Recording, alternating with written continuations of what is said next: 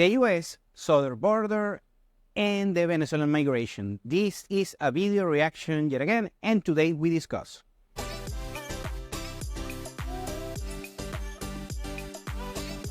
Welcome to Venezuela Insider, the only place in Venezuela for expats, digital nomads, entrepreneurs, investors, travelers, and related internationals.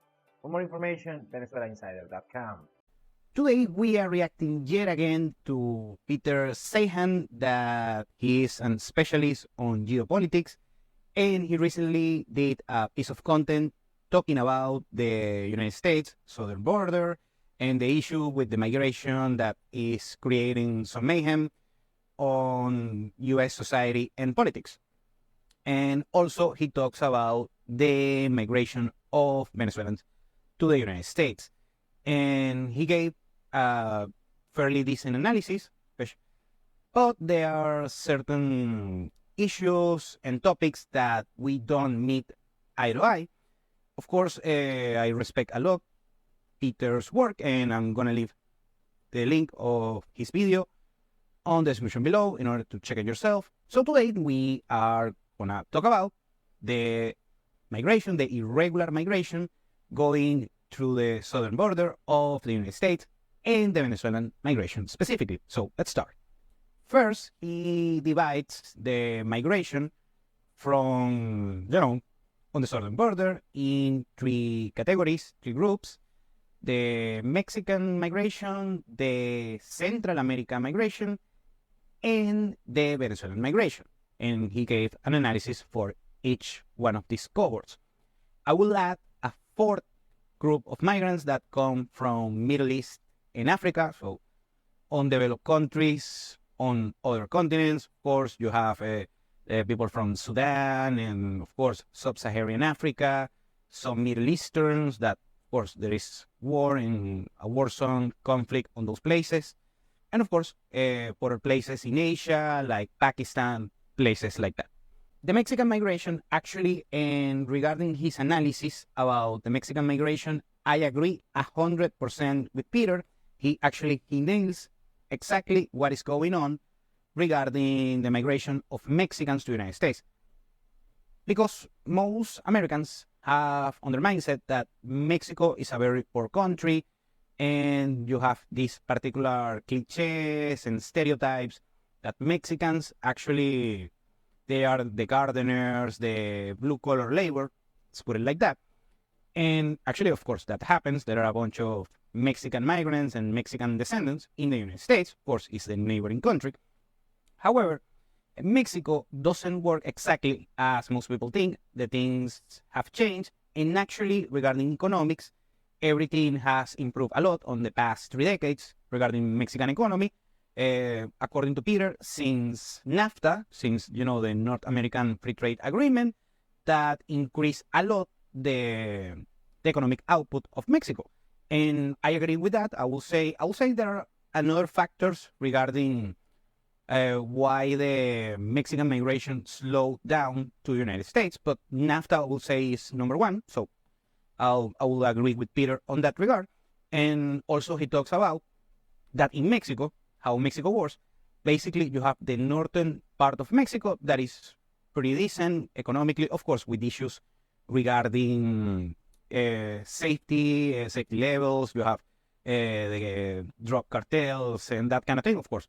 But regarding economics, is actually quite developed, way more developed than most people think in the United States. And also you have the central part of Mexico, that you have, of course, Mexico City, and it's the biggest hub in Mexico, of course, and you have a bunch of opportunities. The migration of Mexicans to the United States comes from the southern states of Mexico, less developed, with less education, less economic opportunities, and hence what they do usually is migrate to the United States in order to, of course, do an arbitrage on their human capital. So on that regard, I completely agree. And actually, Peter goes way beyond, saying that actually the birth rate in Mexico is lower and actually is kind of a little bit below replacement rate. I didn't check that myself, but it sounds plausible. Most likely is the case. And now Mexico is having the same issues regarding migration to the United States. They are importing migrants rather than exporting human capital like they used to. So Mexico and the United States are in a similar position right now. And the other thing that he mentions that, and I agree with this, is that the migration, the net migration from of Mexicans to the United States is actually negative. There are more Mexicans coming back to their home country, rather lack of opportunities in the United States, or because cultural differences, and also Mexico is actually a fairly decent place to live. So, and the United States has dropped regarding average standards of living. So there are more people, Mexican and Mexican descendants, moving back to Mexico rather than Mexicans born and raised migrating to the United States. And he also mentions the snowbirds, the winter birds, and Americans. The migration of Americans going to Mexico has increased a lot, has increased significantly. This is something that we already discussed on the channel. So regarding the migration of Mexicans to the United States, I agree 100% with Peter's take. Now, let's talk about the migration of Central Americans to the United States. And actually, this is a positive migration regarding there are more Central American citizens going to the United States rather than the ones, of course, coming back to their home countries. Those countries that export migrants and human capital to the United States are mostly from Honduras, El Salvador, and Guatemala. According to Peter, I will start putting El Salvador outside of that cohort, actually thanks to Bukele, that some of you, I know you empathize with him. Well, actually, according to one statistic that Bukele himself, he mentioned that a significant cohort, around 23% of people from El Salvador living right now in the United States, actually are thinking going back to repatriate to El Salvador. I don't know if that statistic is right or wrong, but also sounds plausible because the standards of living in El Salvador have improved significantly on the past 5 years, basically since Bukele arrived. Anyway, now, according to Peter, these countries are flirting with failed state status. So the economic output on these countries is actually quite low. The added value of those economies is rather low, agriculture, commerce, things like that. And I will agree until a certain degree. I don't like the remark of failed state. This is something that apparently Peter likes to throw very lightly, and I disagree with that on that particular regard with Peter. Those countries, the economics and the political system, a lot of corruption and mismanagement and that kind of thing, that is completely true. However, these countries are not failed states, and they are not close to become failed states. Are failed economies, maybe, so they are underachieving economies, might say that.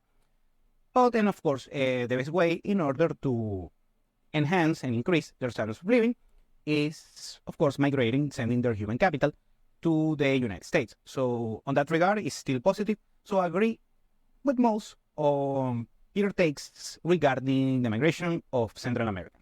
And lastly, and we have to talk, of course, this is the segment that you were waiting for, is the Venezuelan migration to the United States.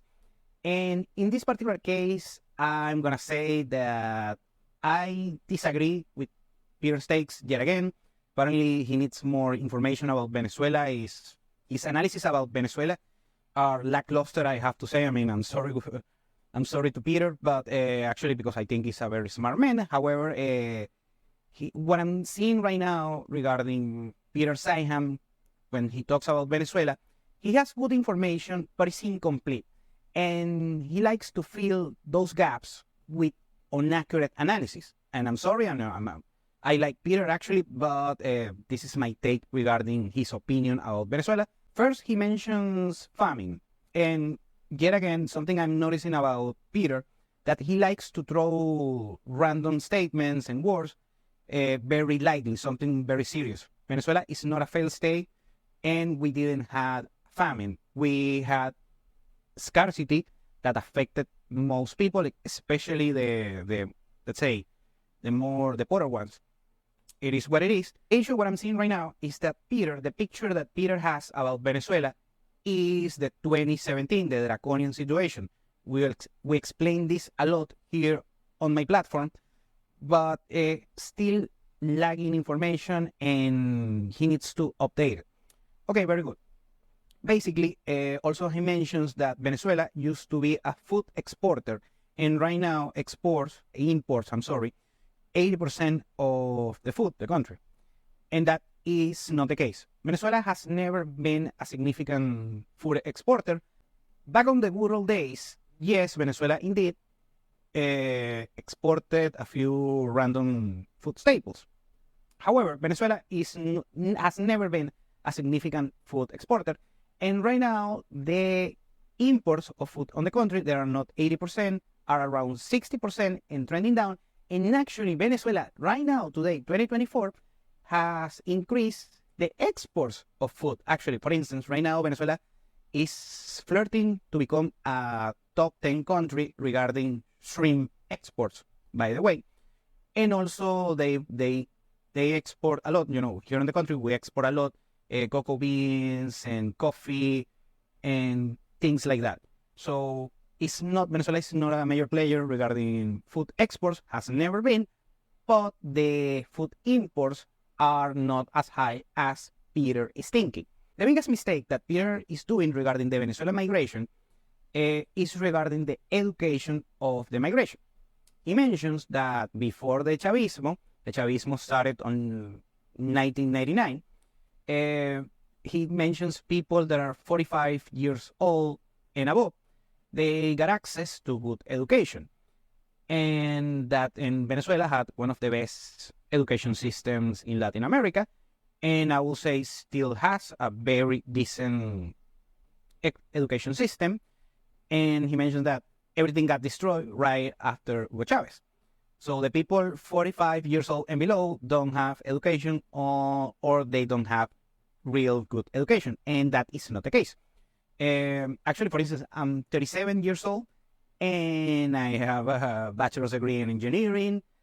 I have a master's degree in finance. I have another master's degree in business management, and I have a bunch of courses and training courses. And of course, I speak English as a second language, and I flirted with speaking another languages as well.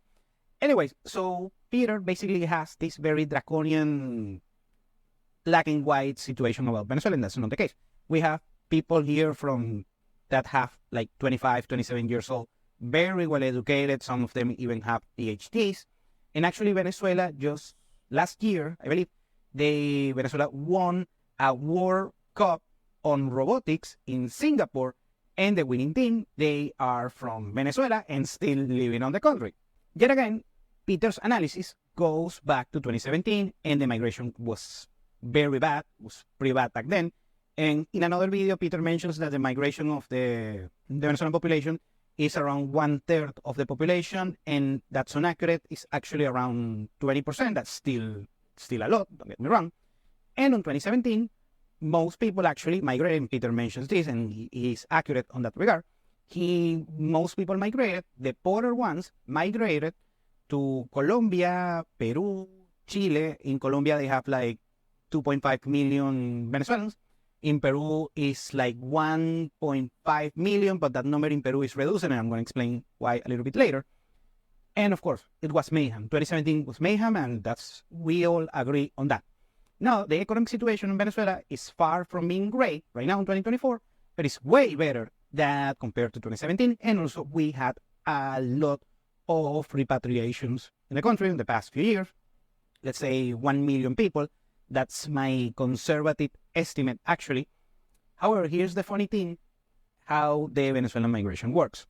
Also, Peter mentions that the people that are migrating using the southern border, and this is key, are very educated people. So right now, the migration on the southern border of the United States are getting more educated and that kind of thing. I'm going to speak only about Venezuelans, and I believe that is a similar case with the Central Americans. That is not the case. The Venezuelan people that are well educated, that we have useful degrees, master's degrees, and that kind of thing, we are not migrating using the Darien Gap. He mentions the Darien Gap as well in Panama, That's the jungle that connects Colombia and Panama. Basically, that's the border between South America and Central America, in order to put it on perspective. Anyway, Peter mentions that the migration, there are a handful of the Venezuelan migrants that actually have master's degrees and that kind of thing going to the United States. It's a small minority. And the people with that particular profile that wants to migrate to the United States they already done so, by the way, and a few that are doing it right now. They go by plane, usually have a U.S. tourist visa, or they have access to a particular migration loophole that is the humanitarian parole, that you need a migrant, you need a resident over there in the United States or a legal citizen, usually a fellow Venezuelan, a relative member, that he has to be as a sponsor, and the process is expensive. You need around $7,000, something like that. And several thousands of Venezuelans have used this legal migration path. So you arrive by plane to the United States, not using the southern border. And the well-educated Venezuelans that want to migrate to the United States are taking advantage of this particular path.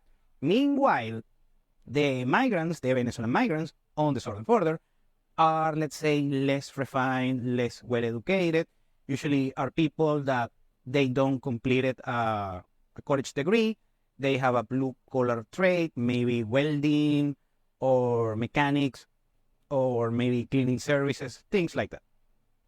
So that's the profile of the Venezuelan migrant using the Darien Gap going to the U.S. southern border. Now, here's the most important thing that you have to know regarding the Venezuelan migration to the United States using the southern border. Actually, they are migrants that migrated during the crisis on 2017 to Colombia, Peru, maybe Chile, Ecuador, places like that here in South America, that they are, let's say, they have buyer's remorse because they migrated on 2017, Peru, Ecuador, Chile, they look like Dubai for them. And could be the case. Right now, the economy, the Venezuelan economy, is not as bad as most people think, including Peter Zeihan, by the way. And the economy of Peru, Chile, Ecuador, they are not as great. Of course, there is a gap between the Venezuelan economy and the Colombian and the Peruvian economy and that kind of thing. There is a gap, but that gap is very narrow, way more narrow than most people think abroad. So what they're doing is a significant cohort of these migrants from Colombia, Peru, and those places. Actually, the Venezuelan migration to Peru is negative. There are more people living in Peru, Venezuelans, than people migrating to Peru in the first place. That's for another video. But the thing is that they regret the decision because they find out quickly that the economy of Peru, the economy of Colombia is lackluster, a little bit better than Venezuela, to be fair, now, but still not as great. So some of them have repatriated to Venezuela, actually. Some of them have gone to Europe, the ones that have that possibility. But 90%, according to my estimations, of right now the current Venezuelan migration to the United States, using the Darien Gap and that kind of thing, they are living from these third countries, Peru, Colombia, Chile, to using the Darien Gap to the southern border. They are not migrants that are currently living here on the country. That is like 20%, between 10 and 20% of the output, of course, of the migration to the U.S. southern border. They are actually come from Venezuela straight up, but most of them come from their countries in Latin are Venezuelans that migrated previously to lackluster economies in Latin America. That migration was unsuccessful, and right now they are changing course and trying to do something better, increasing their standards of living, going to the United States. Now, one last thing that I want to mention, and is regarding actually something that I agree with Peter Zeihan, is regarding migration, because according to Peter, and until a certain degree I agree as well, is that the United States, needs high-level, high-skill migration, and I agree with that. And so, according to Peter, and this I don't agree on that regard with Peter, is that this particular migration that comes to the southern border is very well educated. I don't agree with that. There is a cohort or a significant cohort of well educated, skilled people on the southern border, but they are a minority. I don't agree with that with Peter because he thinks it's higher than it actually is. But the government should do, I'm talking the US government, both Democrats and Republicans, they should consider doing an immigration reform that the United States desperately needs, regardless if you are a Democrat or a Republican, because the migration system in the United States is terrible, is awful, and that's why they have awful results. On that particular regard, I agree a lot with Peter Zeihan. And lastly, I'm going to close giving my thoughts regarding the analysis on Peter Zeihan. I think he's very smart. He looks like a likable guy, the guy that you want to share a cup of coffee, that kind of thing. And he seems nice. Also, you can tell he's an overachiever. He has publications, books. His whole geopolitics consultation platform. So very good with Peter. I respect him a lot. However, his analysis about Venezuela are incomplete, are way better than everything that I'm reading from the West, especially, is Peter's analysis. Those are way better. However, they are incomplete and outdated, and that's the first thing that I will say. And he's filling the gaps with inaccurate opinions, put it like that. And that's one thing. And the other thing, he's very likely, he has an easy trigger in order to mention words like famine, failed state, and that is unacceptable. And the last thing I will say is that, of course, I respect a lot Peter Zeihan. Actually, if we had a debate on Uzbekistan, a place like that, he will beat the crap out of me, most likely. But however, I want to say yet again, shout out Peter. And he also did a reaction regarding the Guyana war with Venezuela. Since day one, I created a lot of content very quickly in order to emphasize that that will become a nothing burger, and I was right. And the Western media, they were wrong yet again. So, well, that doesn't say that much. So I'm not going to even bother to react to that particular piece of content. And if Peter creates future videos, future content regarding Venezuela, we are going to react to those as well. Thank you for watching Venezuela Insider. Please like, share, and subscribe. Follow us on social media. If you want to work with us, VenezuelaInsider.com. Thanks again, and have a nice day.